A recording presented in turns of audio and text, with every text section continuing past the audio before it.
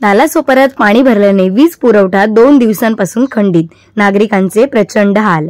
नालासोपारा पूर्वेकडील आचोळी लिंक रोडवरील Rajnagar, Dubey medical college, विजय park, जीवन चेतना, Sai Vinayak, Tania Kadam, Tania regency, Shivsrushti या परिसरात रुग्णालय सुद्धा आहेत, परंतु कालपासून लाईट नसल्याने मोठ्या प्रमाणात नागरिकांचे हाल होत आहेत।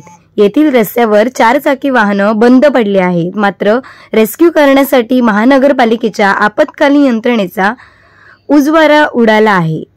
पाऊस नसताना अजूनही पाणी न ओसरल्यामुळे लोकांच्या पिण्याच्या पाण्याचा प्रश्न ऐरणीवर आला आहे।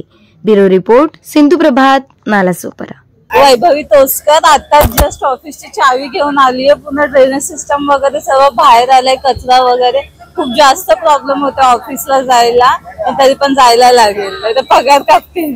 लाईट नाहीये पण इन्व्हर्टर आहे म्हणून जास्त त्रास नाहीये, पण ते इन्व्हर्टर पण किती दिवस चालणार, कालपासून लाईट नाहीये। काय कोणाला दोष द्यायला याच्यामध्ये?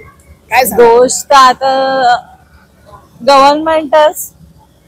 काय मागणी कराल तुम्ही गव्हर्नमेंटकडे? गव्हर्नमेंट की ड्रेनेज सिस्टम वर जरा लक्ष द्या, म्हणजे आता लहान मुलं वगैरे जातात येतात तर परत ड्रेनेज सिस्टम असाच ओपन ठेवलाय तर त्याला क्लोज करून नीट साफ वगैरे करून हे करा, कारण की लहान लहान मुलं जातात त्यांना त्रास नको। आपण मोठे तर जाऊ कॉर्नरली, पण लहान मुलांना नाही एवढं समजणार। इथे परिस्थिती आता 2-4 दिवसापासून अशी परिस्थिती आहे, इथे महिला वर्ग आहे, कामावर जाऊ शकत नाही, बिना 8 तास कसं काम करणार हे आता शासन सोचला पाहिजे ना। ते पंप बंद आहेत, सर्व आहे। आम्ही किती वेळा लाईट वाल्यांचं पण सांगितलं, किती वेळा तुम्ही ट्रान्सफॉर्मर चेंज करा। आमच्या कॉलनीमध्ये 3 बिल्डिंग आहे, कॉलेज आहे, कॉलेजमध्ये मुलांना जायला तकलीफ खूप होते इकडे। किती वेळ सांगून पहा, आम्ही आता 22 वर्ष आम्ही या एरियामध्ये राहतो, तेच आम्ही भोगतोय। आता सध्या 7-8 वर्षापासून इथे नवीन प्रोडक्ट झाल्या म्हणून पाणी तुंबल्या घेत जाते, ते कोण लक्ष देते? आता तलावापासून पाणीकडे पाणी येतो, ते पण कोण लक्ष देत नाही। आम्ही भरपूर संपर्क करतोय पण कोण याचं लक्ष देत नाही आहे।